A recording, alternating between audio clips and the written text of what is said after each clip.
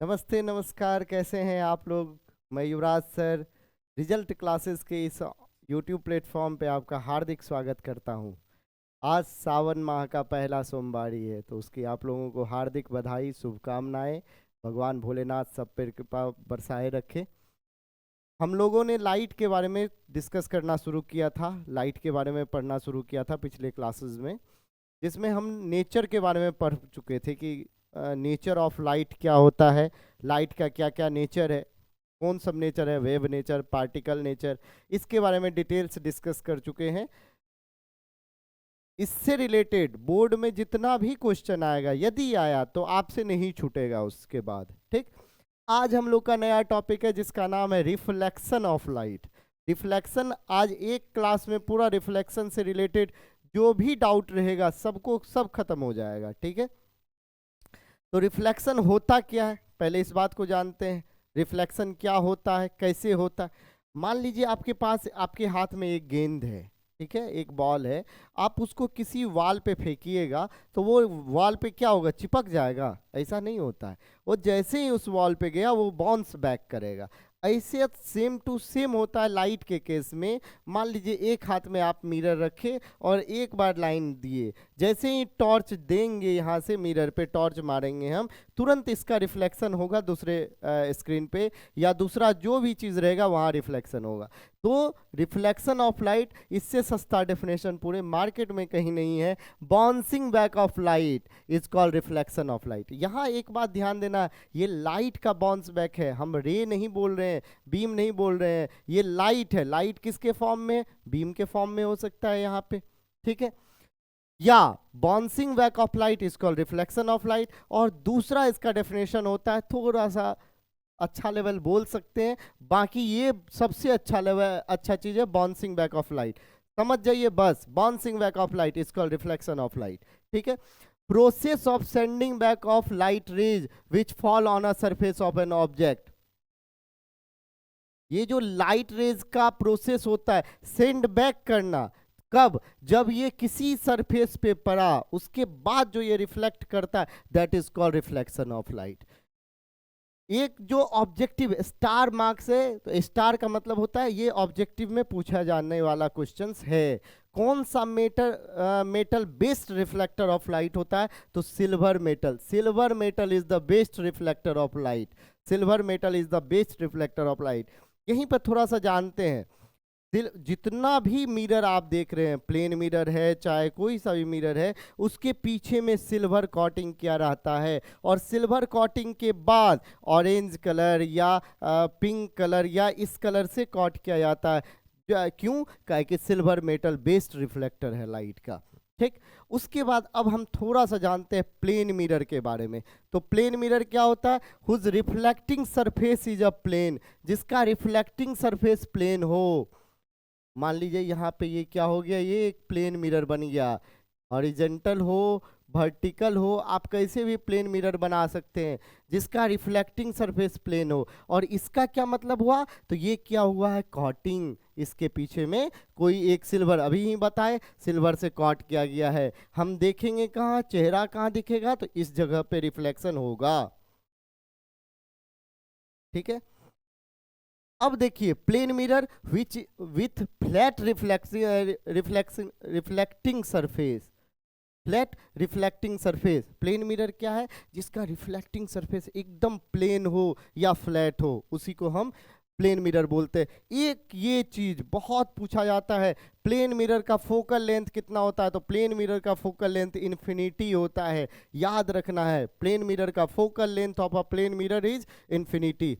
बाकी next class में हम लोग इसके कैरेक्टरिस्टिक्स के बारे में पढ़ेंगे कि image formed by a plane mirror कैसा कैसा होता है, जहाँ से क्वेश्चन पूछा जाता है। जब हम टाइप्स ऑफ इमेज जानेंगे कि इमेज दो टाइप का होता है, वर्चुअल, इरेक्ट होता है, उसके बारे में डिटेल्स डिस्कस करेंगे, तब जानेंगे क्या होता है उसका, ठीक है।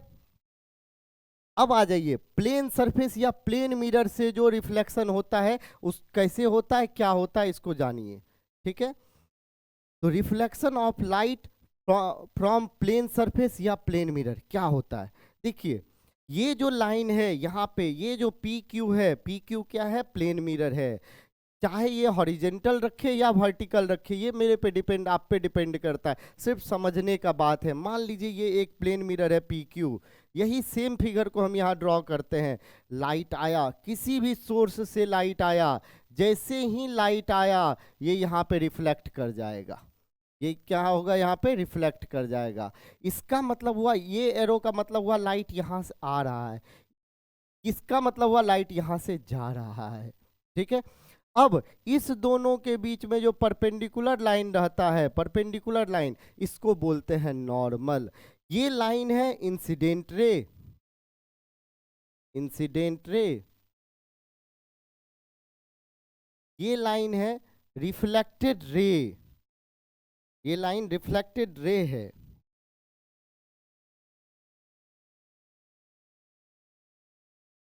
ये लाइन है रिफ्लेक्टेड रे,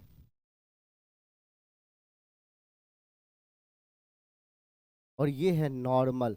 नॉर्मल कोई रे नहीं होता है, ध्यान देना है, नॉर्मल रे नहीं है। नॉर्मल एक परपेंडिकुलर लाइन है जो इंसिडेंट रे और रिफ्लेक्टेड रे के बीच में होता है। तो ये देखिए, ये एक प्लेन मिरर है, ये प्लेन मिरर है, यहाँ से आया, मान लीजिए यहाँ कोई एक सोर्स है लाइट का, जहाँ से लाइट आया, तो ये हुआ इंसिडेंट रे। जिस पॉइंट पे लाइट पड़ा, प्लेन मिरर के जिस पॉइंट पे लाइट आया, that is called point of incidence. और जहां से लाइट भागा, जिस पॉइंट पे आया उसी पॉइंट से लाइट क्या करेगा, बाउंस बैक कर जाएगा, दैट इज कॉल्ड रिफ्लेक्टेड रे। ठीक है, एंगल जो प्लेन इंसिडेंट रे और एंगल ऑफ नॉर्मल के बीच में बनता है, इंसिडेंट रे और नॉर्मल के बीच के एंगल को एंगल ऑफ इंसिडेंस बोला गया, और एंगल रिफ्लेक्टेड रे और नॉर्मल के बीच के एंगल को एंगल ऑफ रिफ्लेक्शन बोला गया। तो ये यदि इंसिडेंट रे है तो ये हो गया एंगल I, और ये यदि रिफ्लेक्टेड रे है तो ये हो गया एंगल R। जिस पॉइंट पे लाइट आया इसको बोलते हैं point of incidence, point of incidence. ठीक है, तो यहाँ तक में हमारे ख्याल से कोई दिक्कत नहीं हुआ होगा। रिफ्लेक्शन ऑफ लाइट क्या होता है, bouncing back of a light is called reflection of light. Silver metal based reflector है। प्लेन मिरर जिसका रिफ्लेक्टिंग सरफेस प्लेन है या फ्लैट हो, प्लेन मिरर का फोकल लेंथ इन्फिनिटी होता है। जब लाइट आया किसी प्लेन मिरर पे तो इंसिडेंट रे, जो लाइट आया, जो लाइट बाउंस बैक किया, रिफ्लेक्टेड रे। जो normal perpendicular line incident ray और रिफ्लेक्टेड रे के बीच का, उसको नॉर्मल बोलते हैं। Angle of incidence, angle between normal और इंसिडेंट रे को एंगल ऑफ इंसिडेंस बोला गया। रिफ्लेक्टेड रे और नॉर्मल के बीच को एंगल ऑफ रिफ्लेक्शन बोला गया। ठीक है, अब नेक्स्ट में आते हैं हम लोग आगे। अब इसका पूरे का डेफिनेशन है। ठीक है, what is incident ray, the ray of light which fall on the mirror surface is called incident रे। यहाँ पे मान लीजिए, यहाँ पे भी हम इस डायग्राम को बनाते हैं एक बार।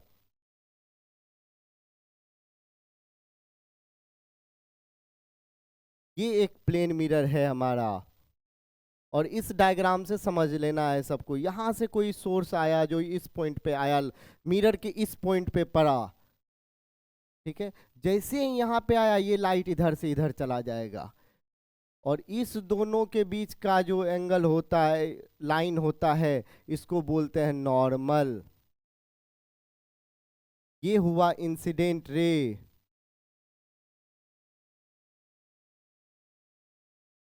तो इंसिडेंट रे का definition, the ray of light which fall on the mirror surface, वो रे ऑफ लाइट जो किसी भी मिरर सरफेस पे आएगा, that is called incident ray.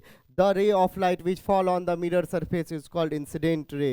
ठीक, जिस पॉइंट पे इंसिडेंट रे फॉल हुआ, that is called point of incidence. जिस पॉइंट पे इंसिडेंट रे मिरर पे आया, that is called point of incidence. Definition देखिए, the point on which incident ray fall on the mirror is called point of incidence. The point on which incident ray fall on the mirror, the point on which incident ray fall on the mirror is called point of incidence. ठीक, bouncing back of a ray of light, या वहां पे था bouncing back of light is called reflection of light, यहां है bouncing back of a ray of light is called reflected ray. Bouncing back of a ray of light is called reflected ray. ठीक है, incident ray, reflected रे, point of incidence समझ में आया। इसके बाद आता है आपको normal, the perpendicular line between incident ray and reflected ray. Normal is not a रे, नॉर्मल रे नहीं है, ये परपेंडिकुलर लाइन है जो इंसिडेंट रे और रिफ्लेक्टेड रे के बीच में होता है, एकदम सीधा स्ट्रेट। ठीक है, यहाँ पे यहाँ से भी 90 डिग्री बनाएगा और यहाँ से भी ये 90 डिग्री बनाएगा। क्यों? क्योंकि ये परपेंडिकुलर लाइन है।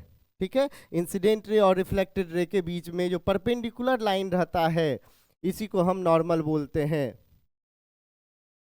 एंगल ऑफ इंसिडेंस, हाँ एक और बात, नॉर्मल परपेंडिकुलर किसके साथ है? तो मिरर के साथ नॉर्मल परपेंडिकुलर है। इंसिडेंट रे और रिफ्लेक्टेड रे के बीच का लाइन है, लेकिन 90 डिग्री किसके साथ बनाएगा? तो मिरर सरफेस के साथ 90 डिग्री बनाएगा। ठीक है, अब आता है एंगल ऑफ इंसिडेंस और एंगल ऑफ रिफ्लेक्शन। तो एंगल ऑफ इंसिडेंस, इसका मतलब हुआ, इंसिडेंस का मतलब हुआ इंसिडेंट रे, और एंगल किसके बीच का? तो इंसिडेंट रे और नॉर्मल के बीच का एंगल को एंगल ऑफ इंसिडेंस बोला जाता है। The angle between incident ray and normal is called angle of incidence. It is denoted by angle I, इस एंगल को एंगल आई बोला गया। And the angle of reflection, angle between reflected ray and normal is called angle of reflection, इसको angle R बोला गया। ठीक है, यहाँ तक यदि आपको पूरा टर्मोलॉजी समझ में आ गया है, टर्म समझ में आ गया है, बहुत इजी चीज है, थोड़ा एक बार देख लेना है, एक बार एक से दो बार में ये आपको याद हो जाता है। ठीक है, अब आता है इस पे लॉज ऑफ रिफ्लेक्शन। तो there are two laws of reflection. कितना लॉ रिफ्लेक्शन का है? दो लॉ रिफ्लेक्शन का है। ठीक, there are two laws of reflection. पहला लॉ क्या है? तो पहला law, first law of reflection, incident ray, reflected ray and normal at the point of incidence all lie in the same plane. सब जितना भी इंसिडेंट रे, रिफ्लेक्टेड रे, normal, सब किस में रहता है? एक ही प्लेन में। मान लीजिए ये बोर्ड का प्लेन है, तो इंसिडेंट रे, रिफ्लेक्टेड रे, नॉर्मल सब एक ही प्लेन पे आ गया। That is called first law of reflection. ठीक है, सेकेंड लॉ क्या होता है? The angle of incidence is equal to the angle of reflection, that is angle I बराबर angle R. Angle of incidence और एंगल ऑफ रिफ्लेक्शन इक्वल होता है किसमें? सेकेंड लॉ ऑफ रिफ्लेक्शन के according. Angle of incidence is equal to the angle of reflection, that is second law. The angle of incidence is equal to the angle of reflection. अब यहीं से एक दो questions बनता है, देखिए क्या सब क्वेश्चंस बनता है। सबसे पहला क्वेश्चन है, मान लीजिए आपको मिरर और एक प्लेन मिरर दे दिया है,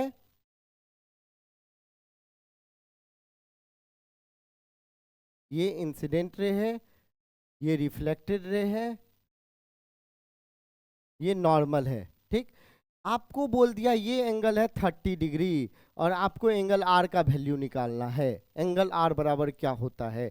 तो जिस बच्चे को पता रहेगा वो तुरंत बताएगा, सर एंगल आई प्लस 30, एंगल आई प्लस 30 डिग्री बराबर कितना डिग्री होगा? 90 डिग्री, क्योंकि ये एंगल आई है और हम जानते हैं नॉर्मल परपेंडिकुलर लाइन होता है, तो ये बराबर 90 डिग्री हो गया। तो एंगल आई बराबर हो गया 60 degree, 90 minus 30 that is 60 degree. और सेकेंड लॉज ऑफ रिफ्लेक्शन होता है, law of reflection, angle I बराबर angle R, therefore angle R बराबर 60 डिग्री।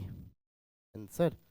ठीक है, तो यहाँ तक में यदि आपको कोई सा भी डेफिनेशन में किसी भी चीज़ में दिक्कत है तो एक बार ज़रूर आप कमेंट्स में करेंगे। बाकी आज के लिए इतना काफ़ी है। आगे हम लोग इसी पे करेंगे। दो टाइप का रिफ्लेक्शन होगा, एक होगा रेगुलर रिफ्लेक्शन, एक होगा डिफ्यूज रिफ्लेक्शन, जिसको इरेगुलर रिफ्लेक्शन भी बोला गया है। एक और चीज़ आएगा, जब लाइट किसी एंगल ऑब्लिक्यूली आ रहा है तब तो लॉज ऑफ रिफ्लेक्शन बन रहा है, इंसिडेंट रे, रिफ्लेक्टेड रे, नॉर्मल बन रहा है। जब लाइन एकदम परपेंडिकुलर आएगा तब क्या होगा, तो उसके बारे में भी हम लोग डिस्कस करेंगे।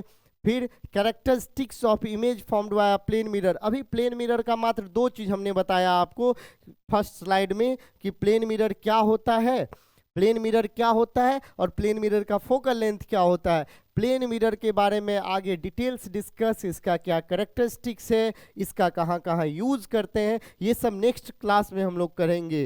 नेक्स्ट क्लास में जरूर ये सब पूरा खत्म हो जाएगा, रिफ्लेक्शन से रिलेटेड जितना भी चीज़ रहेगा सब खत्म होगा। इसके बाद कुछ यहाँ पे हम लोग ऑब्जेक्टिव क्वेश्चन भी कर लेंगे इसका, इसी के स्लाइड के जस्ट बाद, इस क्लास के बाद में हम लोग इसका ऑब्जेक्टिव क्वेश्चन भी कर लेंगे, ठीक है।